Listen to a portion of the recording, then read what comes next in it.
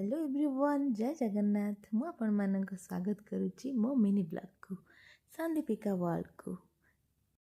आज मु आपण मानक गोटे सुंदर रेसिपी बने की देखिए जोटा कि बिना तेल रे एंड बहुत टेस्टी जोटा कि मो मसुर डाली एंड ओट्स रो छिला बने की देखिए से भी बिना तेल रे very high protein and very tasty recipe. तो चलते जानिबा केमती बनाऊँगी। एठी मु प्रथमे नहीं जाइए मसुर डाली एंड ओट्स।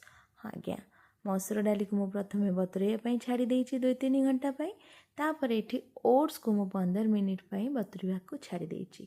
देखंतु तापर एठी मु ओट्स रे पानी देके बे बतुरै देली एंड मसुर डाली को मु 2 घंटा पूर्व बतुरै की रखी देइछि। देन दुईटा को सामग्री बे बतुरी की पूरा रेडी हो जाइछि।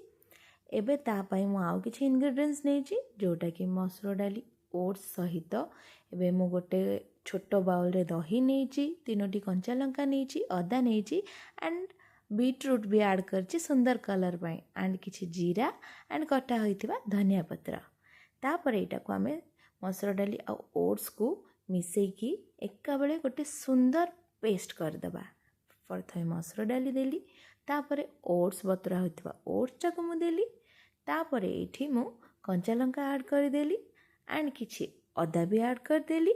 तापर एठी कटा होइतिबा बीटरूट को भी ऐड कर देली। तापर एठी मु हाफ टी स्पून जीरा नेइथिली ताको ऐड कर देली। गोटे छोट बाउल रे किछि दही नेइथिली, से दही को ऐड करके भल भाबे ग्राइंडिंग कर देली एंड ग्राइंडिंग कला परे देखंतु वाओ केते सुंदर कलर आछि। तापर एटा गोटे पात्र रे मु काढी नेली, काढी नै कि ताको स्वाद अनुଯାयी लुण एठी मु ऐड करके एंड धनिया पत्र ऐड करके भल भाबे गोळे देली। गोळे के भल भाबे एठी मिक्स कर देली। तापर एबे मु तावा बसई देली गैस रे। देखंतु किछि भी तेल नाही मो तावा रे एंड सेठी तावा रे पूरा आस्ते की हल्का किरी गोटे गोटे सुंदर पिठा भलिया मु एठी कर देइछि।